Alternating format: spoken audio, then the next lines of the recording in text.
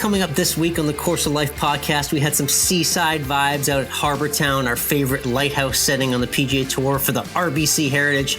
And we had a psychic reading in our picks for this past weekend's action. Plus, Lydia lighting up the LPGA and a Korn Ferry story from friends of the show. And more on our great partnership announcement with our friends at the First Tee, where you can give back to the future of the game of golf. Plus, we're tuned into soccer. Yes, some rare soccer talk on the Course of Life. And this week's guest is Korn Ferry Tour pro Mark Baldwin. Great guy, fun background, and a lot of interesting stories about his adventures trying to get into these tournaments. Plus, we finish with a taste test and an indoor meal for the first time in a while when we hashtag #AlwaysEndWithFood. All of it brought to you by our friends at Active Body. And Mike, just before we hopped on, I did it. It's my 2 o'clock workout. I do it 5 days a week. It's only 5 minutes a day. It's a really harmless way to keep yourself in shape. And I'm talking about the Active 5 unit by our friends at Active Body. We love them. I love how easy this is. I picked this up. You remember, Mike, what was that? This was about 14 months ago when the pandemic started. And I've kept the routine intact, so I enjoy my Active 5 unit. It's a great way to walk you through easy workouts that get you feeling fresh and ready to go and attack the day. Again, it's the Active 5 unit with Active Body. Our promo code is COL for 20% off yours today at activebody.com.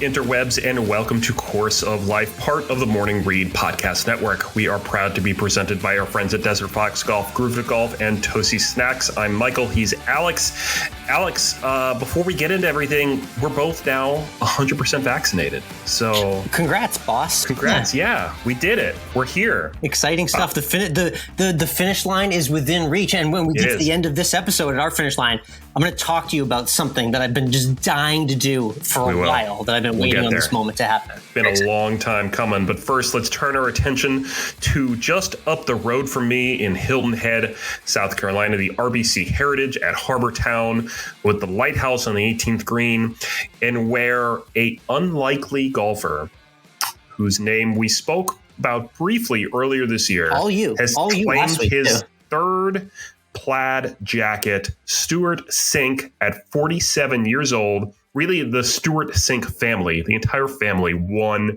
this week. I said we should be paying attention to him last week because he did really well at Augusta.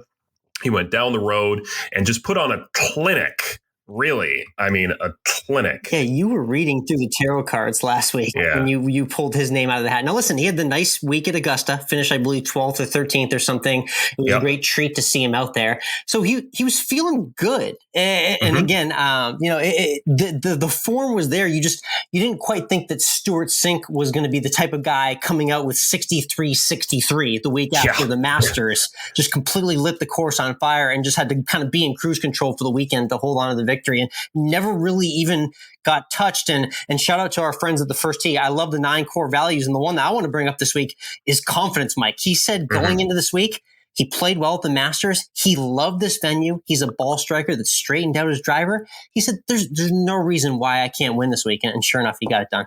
There you go. So now the question becomes, we have two-time winners on the PGA Tour this season, Stewart Cink now, and joining Bryson DeChambeau, beefy Bryson. What a combo. So multiple winners there. Who's going to win 3 this year? I mean, obviously Stewart Cink's the pick here. I mean, I have more confidence in Stewart Cink than I do in Bryson, because Stewart, I don't think, has the pressure to do it. And I think maybe that's also when you're 47, you're going to there, you're just playing good golf. There's no real pressure on you to perform. Whereas Bryson, every week, it's like, what's he going to do? And no one loves putting more pressure on themselves than Bryson as well. That's true. That's true. Yeah, Stewart Cink is just such an anomaly, because you and I, he's been in our golf life and lexicon forever. Yeah. He's been out on tour since the 90s.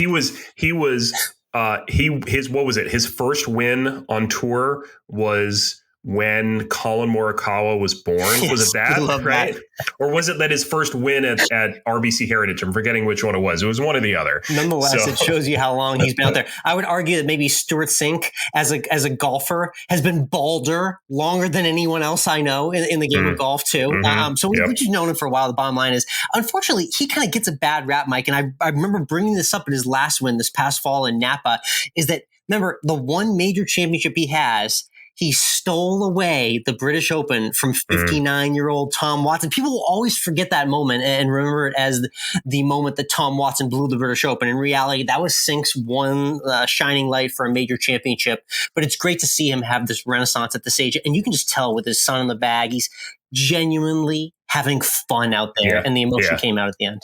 You know, it's we've talked about it back with a lot on this podcast about how anyone can win on tour any given week. You don't need to be beefed up Bryson. You don't need to be young gun Colin Morikawa. You can play the golf of your life at any time. And Stewart Cink is showing that right now. And it's okay. You can be 47, go out there, have a good time. You don't need to bomb the ball 350 yards. And that's what makes this game so great. That's what I love about this. Clinic. So shout out to Stewie Cink getting that third Tartan Jacket there at Harbortown. Great job to him. And he will be driving it off with the Cannons next year. Yes. Like they do every year to start. Let's talk about some other key things that came out of Harbortown. Let's start with one of your other picks, Cam Smith. How did he do? He had a good week. The mullet's been rocking for the last few months now. So I've been a big fan of the hair as well as his golf game in recent. Had a decent showing at Augusta. And I thought he would be a good play this past week. He was my best finish. I think T5 was his finishing point at the end of the week. So definitely a guy that's going to be on my radar for the next few weeks here. Could even be to watch this week in team competition as well, too, with the Zurich. So, I would say don't give up on that best pick I had. My picks are at Course of Life 1 on Twitter weekly. You're at MWRINC on Wednesday night. We'll throw our picks up for this upcoming week, but definitely keep Cam Smith on your short list for the immediate future. Yep. A couple other names throw up there. Cam Smith had that 66 on Sunday. So did Shane Lowry. So did Dustin Johnson. That's right. So did Harold Varner III. Harold Varner will be in New Orleans. So we'll talk about that in a little bit as well. And let's talk about how long you can stand over a putt. Let's talk about that too. Thank you for bringing this up. That came to a head here, and it involved everyone's, at least our favorite golfer to hate now, Matt Kuchar. Right. It's a very interesting scenario because we find ourselves agreeing with Matt Kuchar on an issue with a rules official, which is very rare. So essentially, for the 30-second rundown for people who didn't see it, Siwoo Kim was playing alongside Kuchar and had a putt go up to the edge of the hole, and it stopped right there. But it kind of didn't stop. Everyone kind of gathered around the hole. You're entitled 10 seconds to wait to see if the ball does eventually drop in the hole. Yeah, 10 seconds after you approach the ball, and your approach to the ball needs to be a reasonable amount of time. Which it was. To reach the ball. Yeah. Unfortunately, these guys said, the ball's still moving even after the 10-second period. So they didn't want to touch it because they figured you couldn't touch a moving ball. Nonetheless, the ball falls in the hole after the 10-second mark. Everyone consults. Cooch actually goes to bat for his playing partner, Siwoo Kim, explaining that the ball was moving. And yet the rules official lays down the ruling. It doesn't matter. He went beyond the time frame in which he needed to hit the next shot. So technically, he had to take another stroke on that hole for a ball he didn't even hit that ended up falling in the hole. Just another strange rule in the game of golf. Yeah, it's I agree with Kuchar, but in a tournament setting, no good. Yeah, you got it, and just tap the ball. It's a frustrating rule, that 10-second thing, and I can see where they're coming from, because in theory you would think, and you're seeing this ball potentially topple over and oscillate 1 millimeter at a time towards the cup, you would think not to hit it, but unfortunately that does go against the actual nature of that 10-second rule they put in play. So just a really strange thing that occurred on golf social media. A lot of people were confused about that ruling. You can check it out on the Tour's Instagram, and I retweeted it as well. But just another oddity in our wonderful game. Yeah, it's just the fun things of golf. It's about, it's just like that. Who was it? Didn't think he pulled his club back and hit sand when he was pulling his club back in the bunker. Answer got called out on that. And that same thing. There's a bit to me here that I'm starting to notice that I'm struggling with in that kind of penalty is intent. The intent part. Was we'll there be intent forever in this great game of golf, yeah, Mike? We will. Just another thing for us to talk about every week.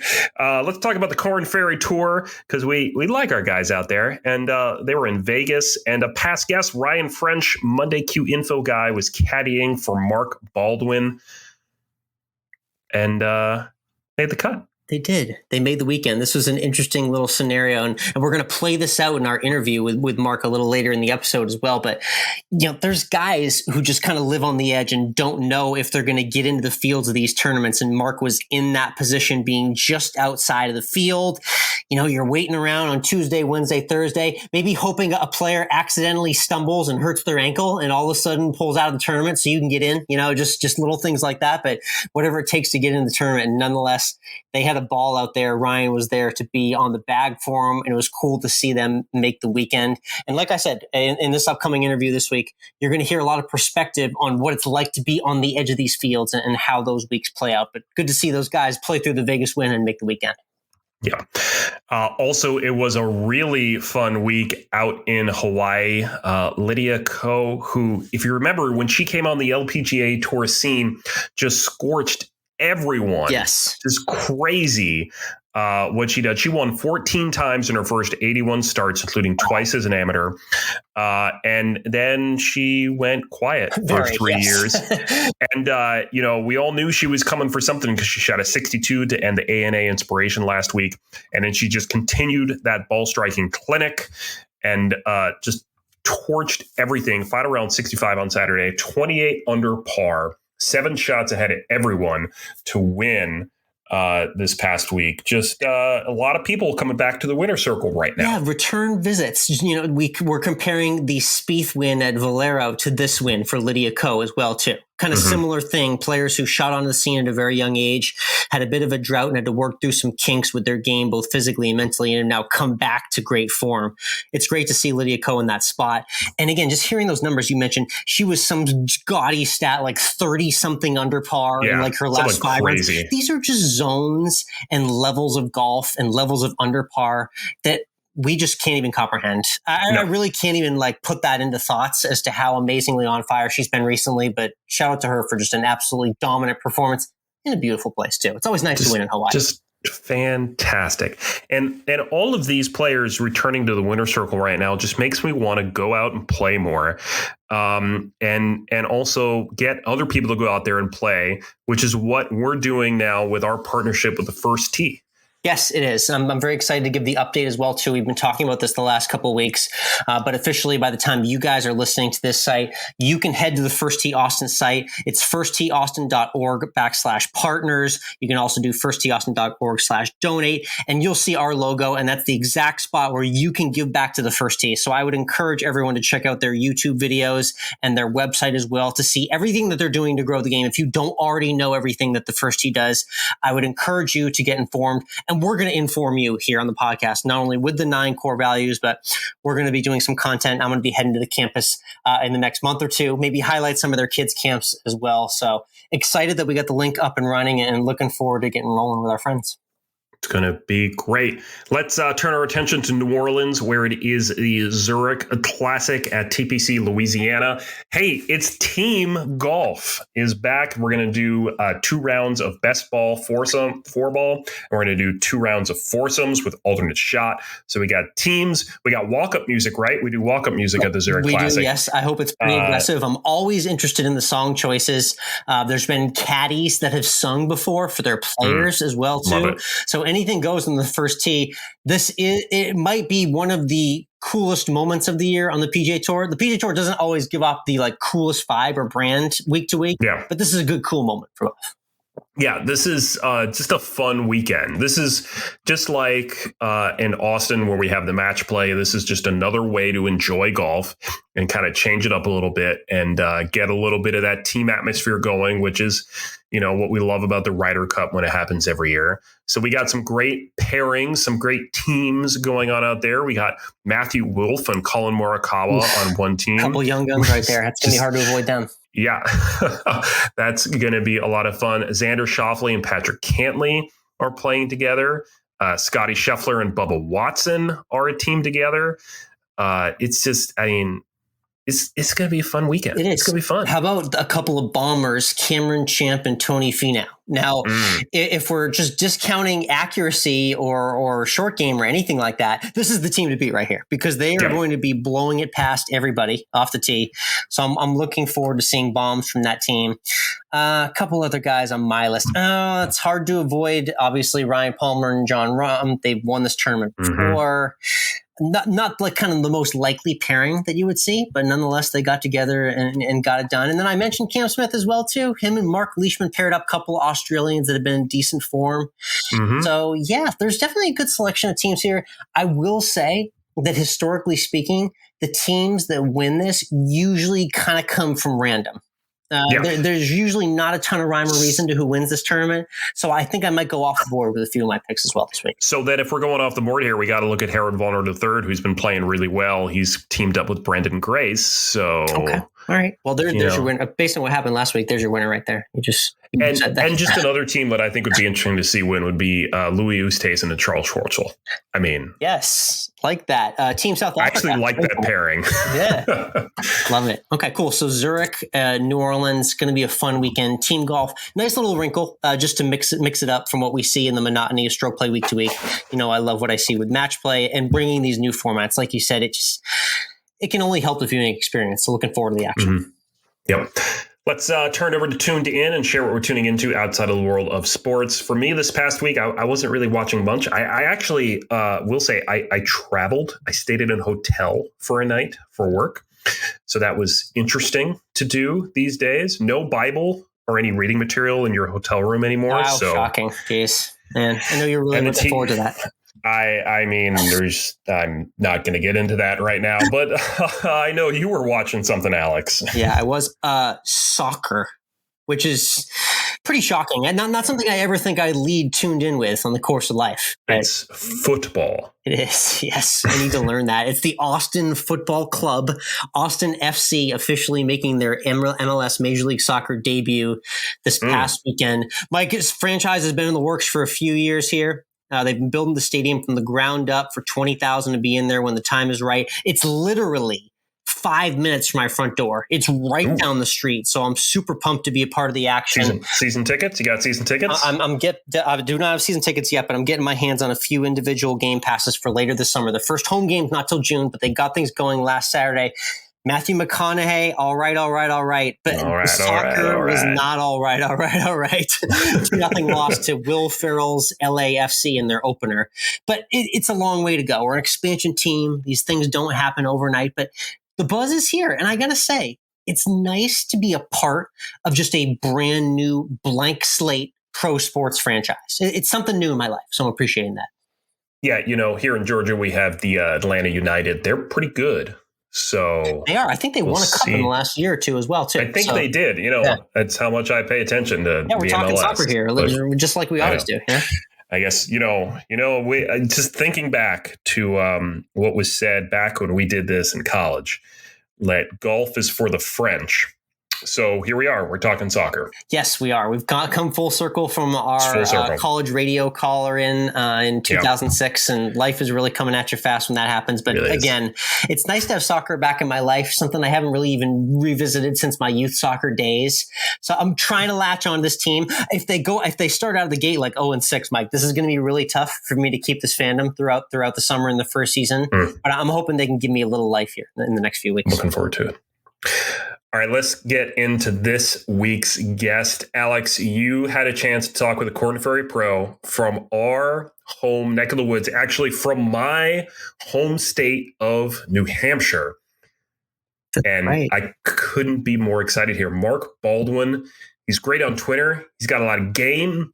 And like we said earlier, he made the cut this past week at the Korn Ferry Tour in Vegas. So. Exactly. And we did touch on New Hampshire golf. So I got a nice New Hampshire golf. There's a lot of great golf up there. There's a lot of good golf up there. We talked about his past experience, where he met his wife, funny story there. And just life on the edge, Mike. He has some crazy stories from the recent Korn Ferry tournaments.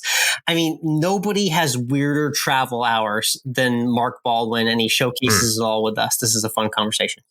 Can't wait to hear it. But first, as always, this interview is brought to you by our friends at Desert Fox Golf. makers of the Phone Caddy. Yes. The Desert Fox team is based in Arizona, so they know golf, and the Phone Caddy is crafted by both golfers and engineers. The Phone Caddy is unique because it mounts right onto the golf cart in seconds, in a place where you can actually see and use your phone right there on that post right in front of you. So you can keep your yardage and scoring apps at your fingertips, change music, answer calls and texts, and more, all with the Phone Caddy from Desert Fox. It's the most functional way to keep your phone safe and ready on the course at all times. The Phone Caddy works seamlessly with almost any phone model and quickly becomes the talk of your foursome. And for our listeners, you can save 10% off your purchase of a Phone Caddy with the promo code Course of Life. It comes in a range of colors, and you can even show your support with their patriotic line. So head on over to desertfoxgolf.com to get your Phone Caddy, and don't forget to use the promo code Course of Life to save 10%. Again, that's promo code Course of Life at desertfoxgolf.com.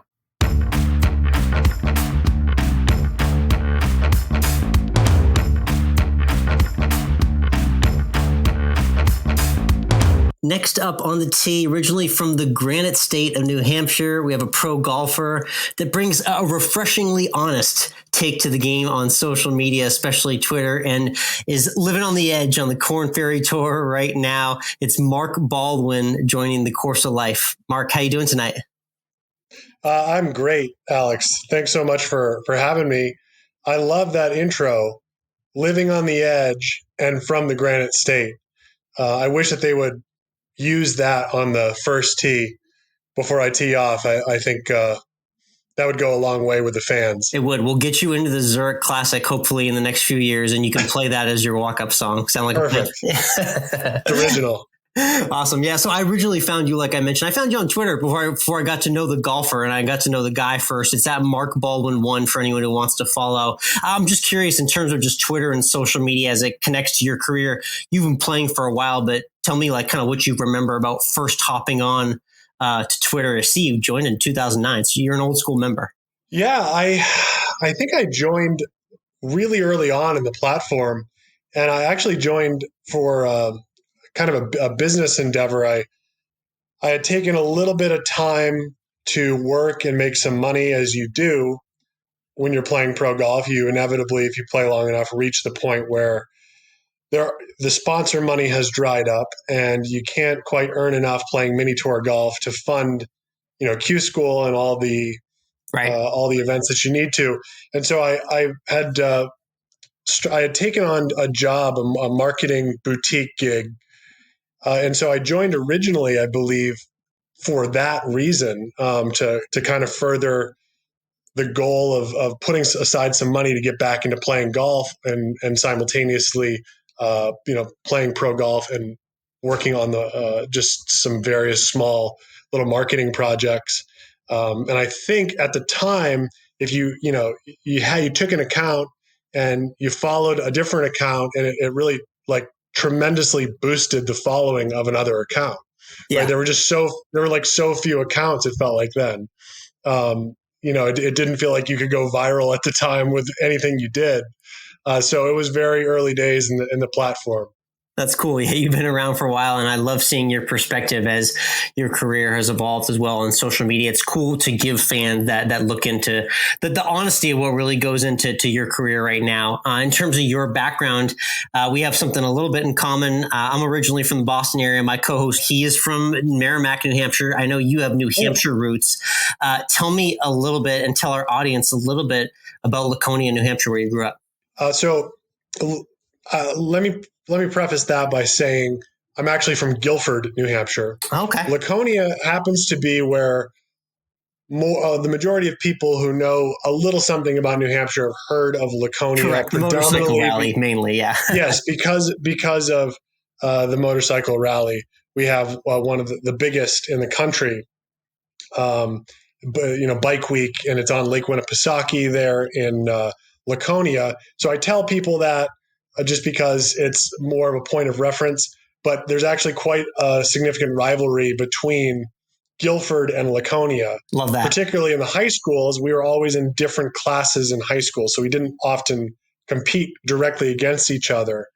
So it actually fueled the rivalry more because I think there was speculation like, oh, we'd beat you if we played you in this, but we'd beat you if we.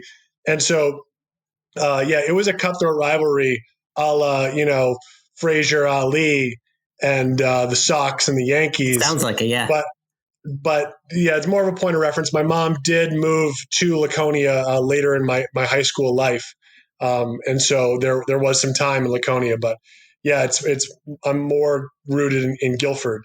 And my dad is actually, he was from Merrimack and played for Merrimack Valley golf team. And so, that would be an interesting conversation if your co-host was here, but they were always very tough at basketball. Small world, yeah. And myself and my co-host have played a lot of New Hampshire golf.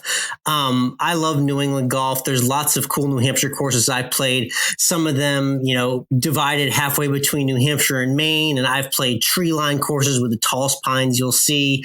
For those who haven't been, kind of describe how you remember playing New Hampshire golf growing up, and kind of what are the themes that resonate through the courses in the area. Do you remember? New Hampshire golf is... it's like hockey in Florida. I mean, it's a very small part of the year, and while it's a time of the year that everybody welcomes and absolutely cherishes, skiing and hockey are longer seasons, and I would say more probably popular sports. Oh yeah. We don't have a whole lot of high-level golfers that come out of New Hampshire. We've had, very few that have ever made it to the Korn Ferry Tour. Actually, only really one that I can think of, and that was Rich Parker. Rich Parker was recently the head golf coach for Dartmouth, and there are some legendary stories of Rich Parker and John Daly back in the day. And John Daly actually references Rich in his book, My Life In and Out of the Rough. So what's strange is that Massachusetts actually and Rhode Island have some tour players. But New Hampshire never really was able to develop those for whatever reason. So I was very fortunate growing up that there was a lot of junior golfers just who happened to be my age that loved to play every day of the summer. And so when I think of junior golf, I think of just pristine days with my dad. And I think of just some really intense competition with some of my very best friends, even people who at the time I didn't think were my best friends because we were such intense competitors. And it felt like such a small place. You felt as a good junior golfer, you did feel like a big fish in a small pond. Mm. But playing on all those slopes and the mountainside golf that you play in New Hampshire, you don't have a lot of flat lies. You don't have a lot of flat putts. And I think that lends itself really well to being an athletic golfer, to being, somebody who doesn't get caught up in the technical side of golf and somebody who just goes out and plays. And so actually after my class, high school class, there have been some very high level players that have come out. But I do think that New Hampshire, if the season was a bit longer, would lend itself really well to cultivating a lot of talent. But the golf is a lot of fun, and it's very different because you have such severe slopes that you're often playing up and down, and every shot is +6 or -8. Yeah. There definitely is that huge range in slope and lie and condition of every golf ball you come across when you're playing in New England golf at all times. And seasonal condition, what you're playing in, and this is true of many places, but I think it's more exacerbated in New Hampshire with the early spring and then the late spring conditions. You're playing maybe the same golf course, but it doesn't in any way resemble the course that you played a month before. Very interesting. Cool. Again, we're talking with Mark Baldwin. He's Mark Baldwin1 on Twitter, professional golfer. That's a great follow on social media. And in terms of your career, in golf. You had a good college career at Notre Dame. I'm imagining you had some great kind of college experience in football Saturdays there. But in terms of actually becoming a professional golfer, was that something you immediately knew you wanted to do? I know you talked about the marketing venture that originally got you on social media. So was that an idea you toyed with, or were you all in on professional golf? What was that process like coming out of school for you? Yeah, I don't know if I have any revisionist history in reflection on that, because when I think back to early on, I got off to a very hot start my freshman year, and then I went through probably the hardest year of golf of my life.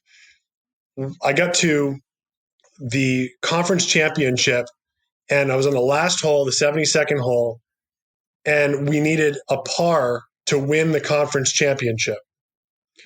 We're on the tee, and my coach said, "Look, we just need a par here. All you have to do is get in the fairway, get on the green, two putt, you've done a million times in your life, and we get out of here. We move on to regionals. I'm not going to tell you what to hit, but all we need to make is par."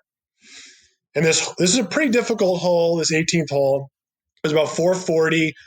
It wound around an environmentally sensitive hazard, and it had a giant tree on the right side, just barely in the rough. And so really the play was like a 2-iron or a 3-wood out there, and then you'd hit 6 or 7-iron into the green. And where you'd hit driver to cut the corner was a very aggressive play that you might take if you were playing with your friends in a skins game, but you definitely don't do it when the entire season's on the line and you're holding a team on your back. I dismissed the coach's monologue, essentially that's what it became, entirely, and hit driver and hooked it left into the environmentally sensitive area, made double. We lose the conference championship by 1 shot. And so when I finished, he walked up and he didn't seem mad. He just said, "I promise you will never snap hook it under pressure again." And for the next 4 months, he had changed my grip to what my head club pro called a gorilla grip, very strong. I played a low hook, to an extremely weak grip where I couldn't keep the ball on the golf course. And if you ever went back and looked at my scores, they're embarrassing my sophomore year. And I didn't think that I was going to even continue to play by the end of my sophomore year. Wow. So that was like a full breakdown and tear up for you in college, huh? It was, yeah, it really, changed me as a player physically, but it more, emotionally, mentally. And while what's interesting is that golf coach who changed everything left halfway through my junior year. And then once the new coach came in was when I started kind of playing well again and revitalized my college career and got me thinking about playing professionally. But the coach, in hindsight, the move that he made was so dramatic and disruptive, but so important to me as a player long term that I went back to him after college ended. And I was like, this guy, really knew what he was doing. And he is to this day one of my very closest friends. And that was the original coach that recruited me at Notre Dame. Nice. And so I gradually just got better. And he had left at the time, but it was really a result of the work that we put in after that complete debacle on the last hole of the conference championship. Interesting. And so from there, that kind of gave you the launch you needed to decide you were going to go into a professional career.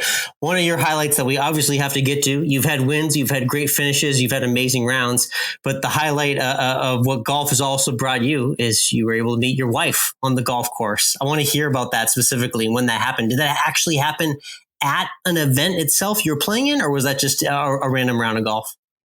Yeah, so I was playing on the Canadian tour. And I was playing at Edmonton Country Club at the ATB TELUS Open. Love it. Still remember the name. Yep. And I was playing really well in it was the second round. I was playing really well. And, you're just a little more jovial and chatty when you're playing well, especially if you're not a very mature player. And so I was talking up the scorekeeper, a lot, and she was very knowledgeable about the game. She had a daughter who had missed getting her LPGA Tour card a couple of years earlier by a single shot. And we just had a really nice conversation. We got to the 11th hole on this course, and they've since rebuilt this green. But at the time, this green had a significant grade pitch. It's like a very, very steep slope in the green. And at the time, if it was determined that you caused the ball to move, if you just even addressed the ball and the ball moved on the green, it was a penalty. Right, yeah. Which has obviously since changed. So I was over the ball and the ball moved, called this penalty on myself. And by the end of the round, this very attractive blonde showed up and watched. And then she showed up for the third round. And then she showed up for the fourth round. And keep in mind that they repair the groups after every round. And so the only common denominator from that second round was me. So I was like, oh, well, I mean, there you go. She must be here, unless there's some really strange reason to watch me. And I have absolutely no game whatsoever when it comes time to the opposite sex. But I'm just hoping that, she happens to like golfers. And so I went up and introduced myself, and she said, oh, I just love golf. My family's a member out of this course. And, I'd love to go out and do some, whatever. Let's go out for a night in the town. So that night I found out that the scorekeeper in our group that I had been chatting up was her grandma, and her grandma had put in a call after I had called this penalty on myself. And she said, hey, I'm out here volunteering at this Canadian Tour event, and there's this guy out here, and he hits the ball a long way, and he just called this penalty on himself, so I think he's pretty honest. He seems like a good guy. Why don't you come out and meet him? And she, I didn't know at the time, but is kind of the matriarch of the family, and when what grandma says goes. I see that. So yeah.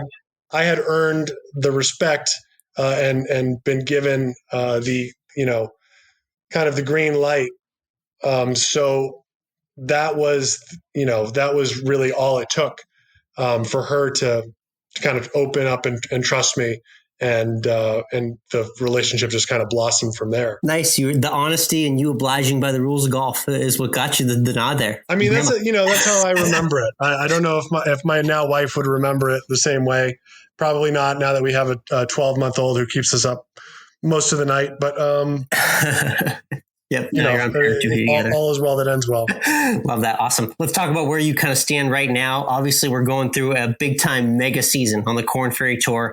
I'm having struggles trying to remember when the season even started. It's a long one for sure, but for everyone to just kind of lay the land right now.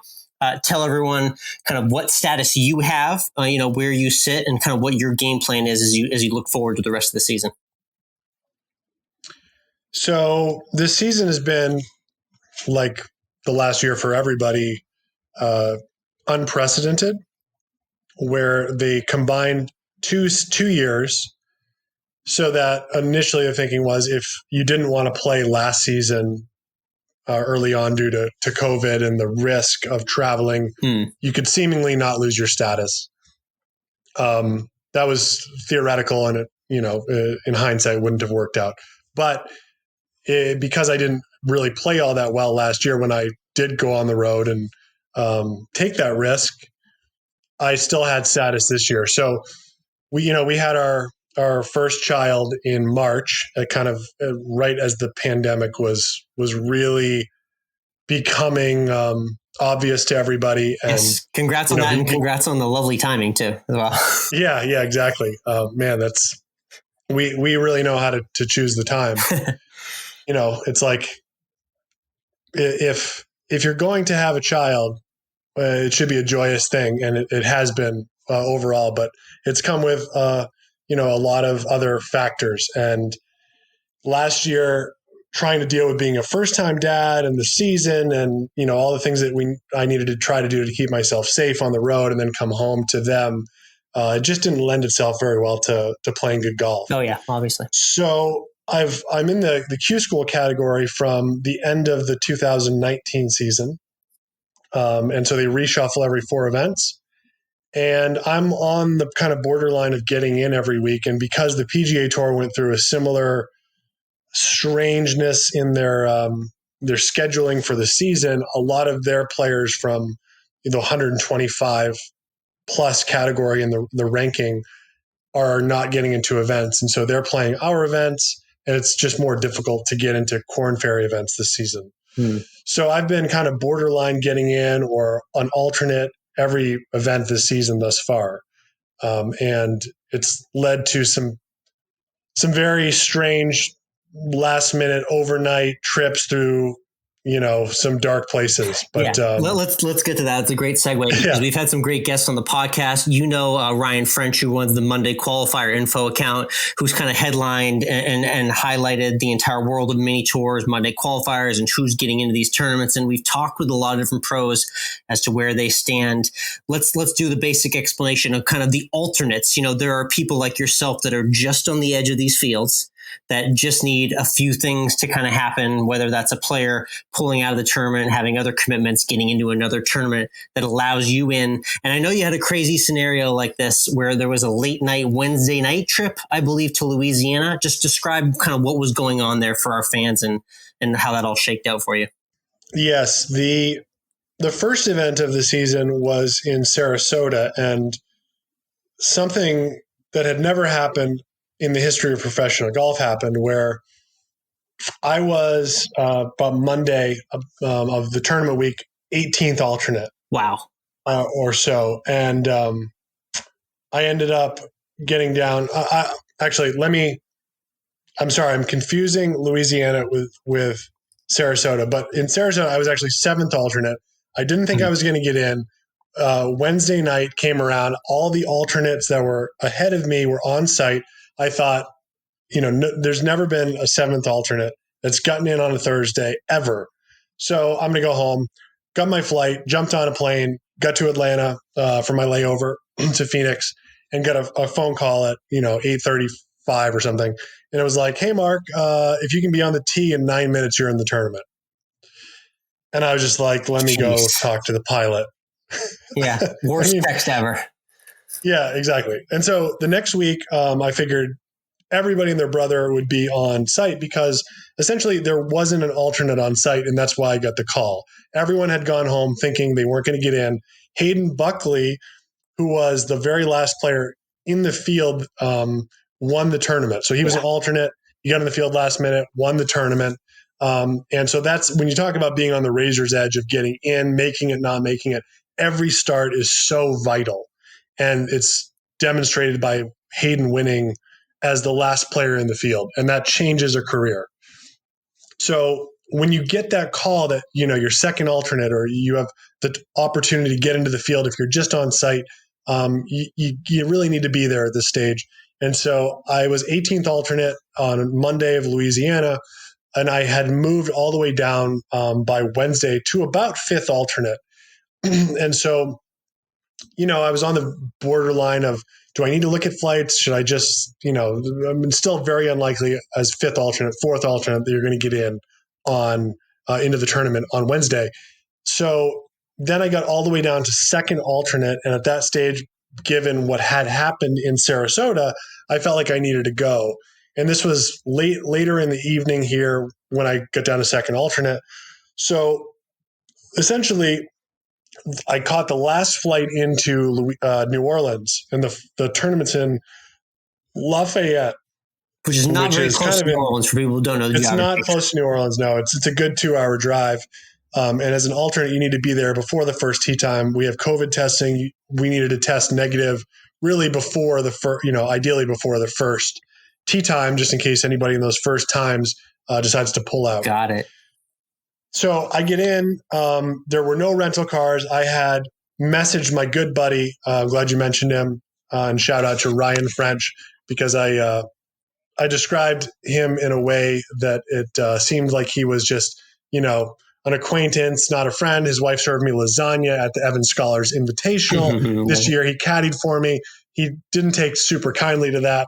And so let me just clarify this point that he went above and beyond to try to help and find me a ride because there were no rental cars anywhere to be found. It was spring break week in New Orleans.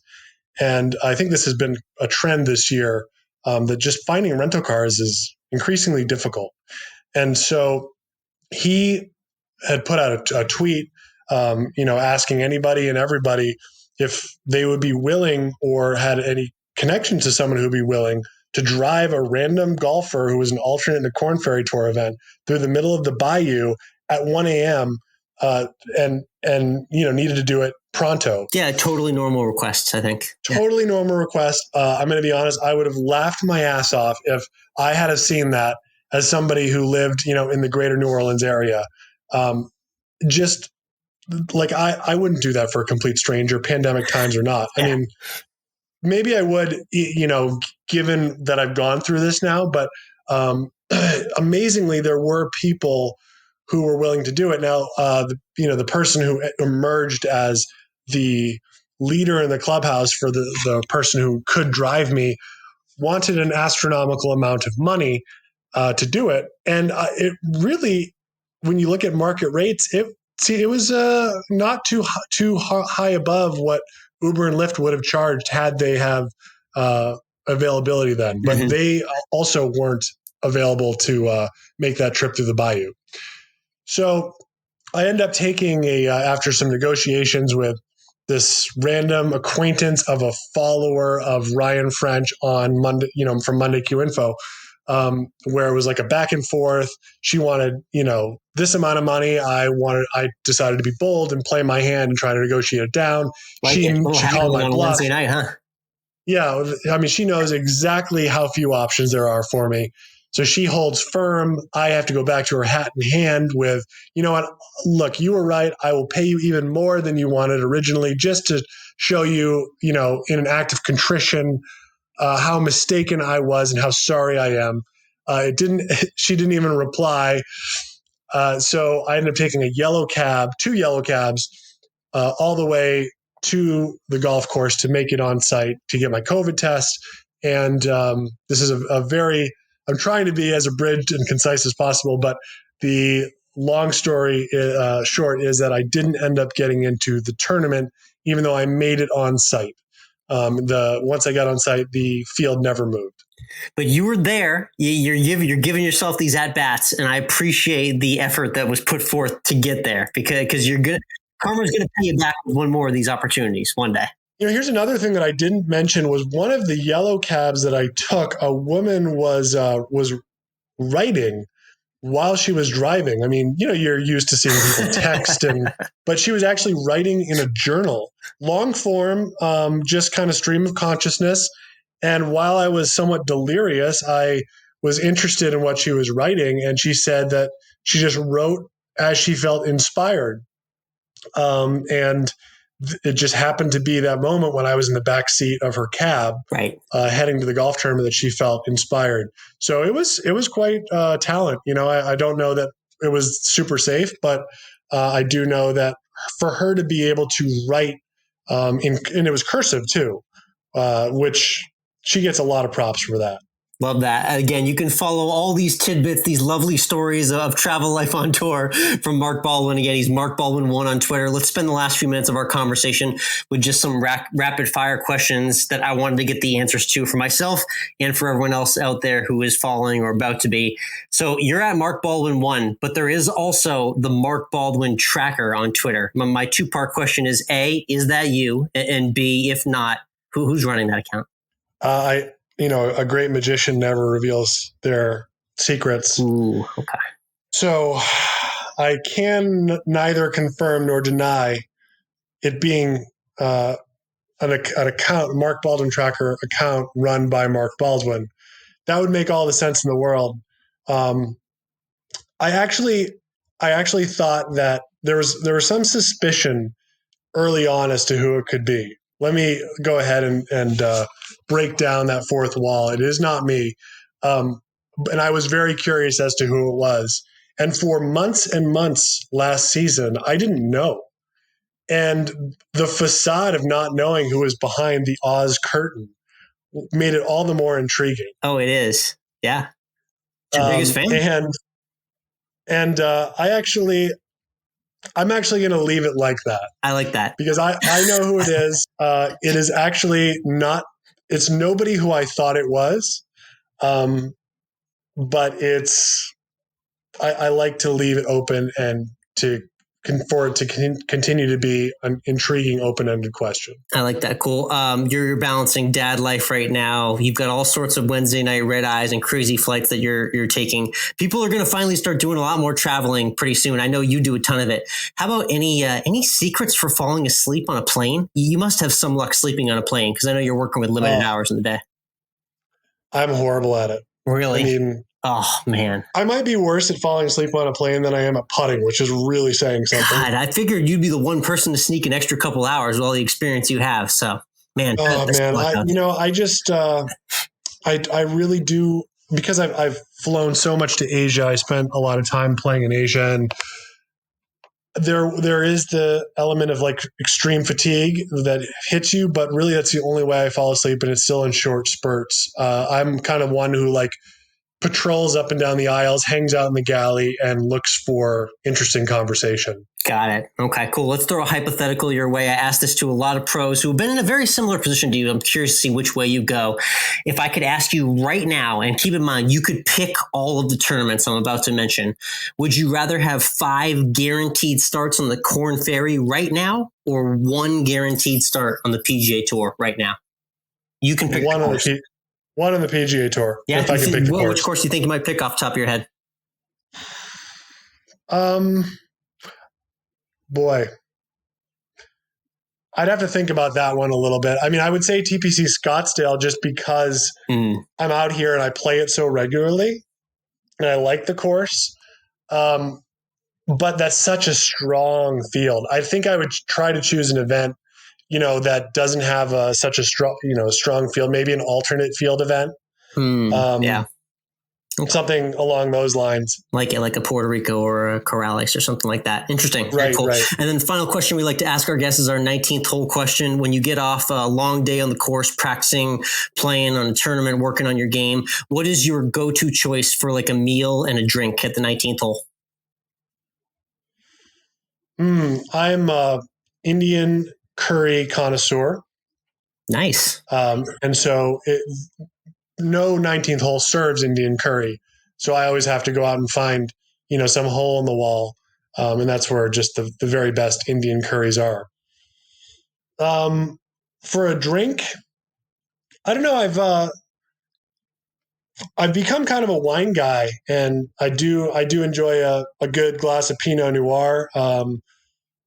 Previously I've been more of like a whiskey, whiskey drinker, but I've graduated, I think, from just getting a beer at the end of the round, and I don't think it's not to say that makes me in any way sophisticated. I think that's just what happens when you become a dad. Yep, it's a natural progression indeed. Like that answer. Awesome. Hey, Mark, thank you so much for joining the Course of Life. Looking forward to following your journey on social media and getting you into more of those Korn Ferry fields so we can build your career and hit them straight out there. Okay, Alex, thanks for having me. Appreciate it, and keep it rolling, huh?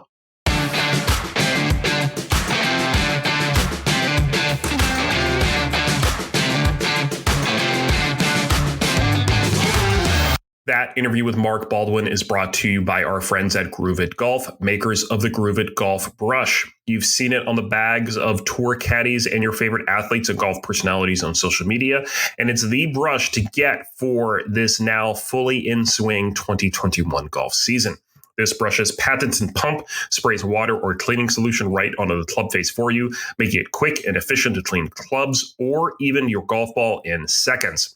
The Groove It brush includes a detachable magnet so you can bring the brush to the club head, and the Groove It brush comes with a 3-year bristle guarantee. That means if you can wear out the brush head cleaning golf clubs in 3 years, which we doubt severely, send it back and Groove It will get you a free replacement. So prepare to be amazed with the consistency and control the clean grooves will give you. Using your existing golf clubs with the Groove It, you'll get the spin, trajectory, and consistency you're looking for. So head on over to grooveitbrush.com to get your Groove It brush today with free shipping in the U.S. Again, that's grooveitbrush.com to get your Groove It brush today.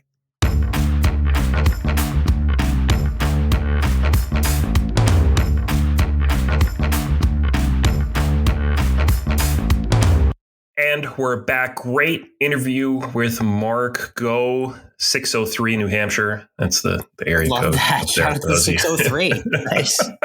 And I'm looking forward to seeing if he can beat down Tony Romo this week. Yes, that's going to be the ultimate experiment. So yes, he's officially, he's in the field in Arlington, Texas. It's at Texas Rangers Golf Club there in Arlington, just outside Dallas. Yep. So he's in the field, good to go. Doesn't have to worry about Wednesday night flight. No alternates. No one's going to get sick for him to be in. Mark's in, and so is Tony Romo. So obviously, I'm going to be head to head comparing the two of them all week on Twitter. So Tony Romo, if you throw up an 81-78 and you get housed by Mark Baldwin and all my friends in the Korn Ferry Tour, you best believe that you're gonna catch these tweets. So just know that in advance. It's going to be great.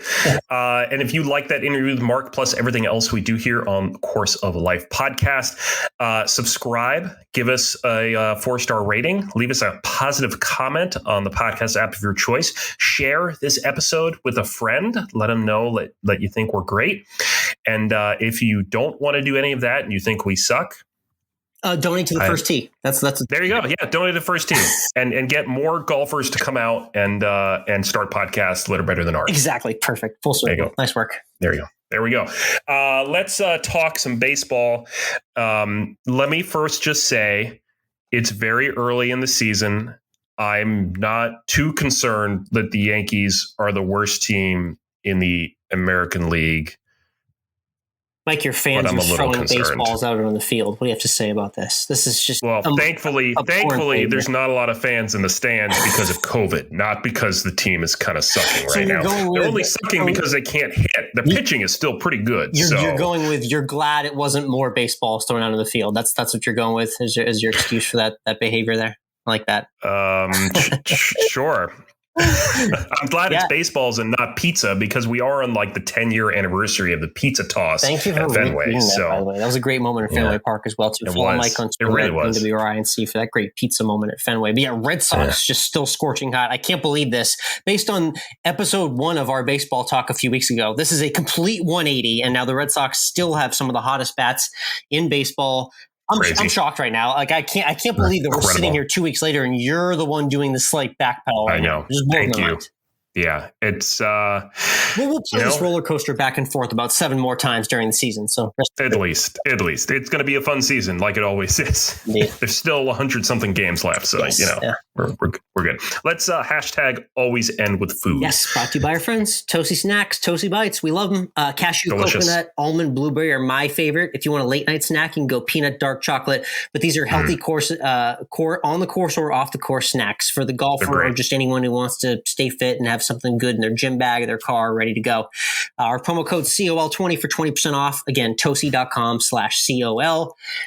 I said I've been waiting to do something for a really friggin' long time. I'm like literally. It's been like 14, 15 months. Anticipation, really. Yeah, 14, 15 months where we're bookending this episode with COVID, I guess you could say, where we said at the beginning, we've both now had the shots, so now it's time to enjoy the shots, right?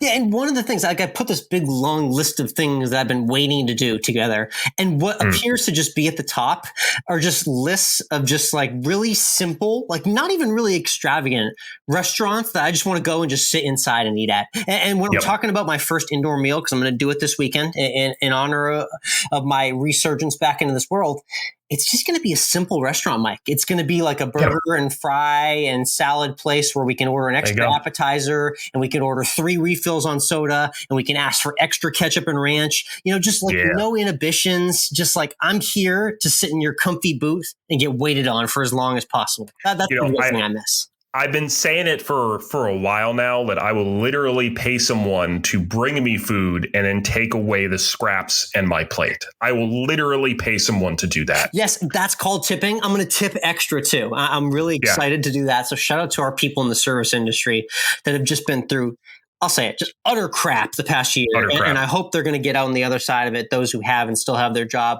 I'm coming back for you. I'm excited to get back inside restaurants, and I'll report back this weekend. But just really looking forward to just sinking into a booth. It's been too long. So, are you going to drink some Pepsi Mango? If I'm so lucky and it's on the menu. That's true. We talked about it last week. You said that you were excited for Pepsi Mango, and yet it seems that I'm the one who's going to be tasting it first. Yep, you are. You are the taste tester unofficially of the podcast. So with that, let's get a little ASMR moment going for our audience here. One of the top 10 sounds on the planet, I would say, is the pop, crack, fizzle of a soda. So let's just, I'll leave the floor to you as you get ready to try this. Let's open the bottle first. Let me get that. Oh, yeah. And let's pour it out here. Let's see what we're getting with.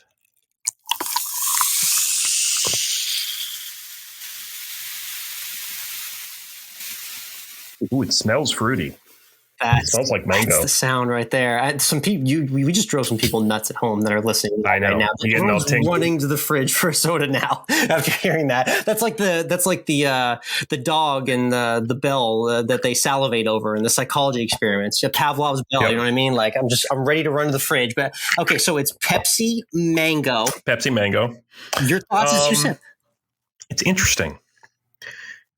What comes first, the Pepsi flavor or the mango flavor? Well, you smell the mango as soon as I opened it up. You smell the mango. So the first note you taste is Pepsi, but then it's immediately mango. It's very sweet.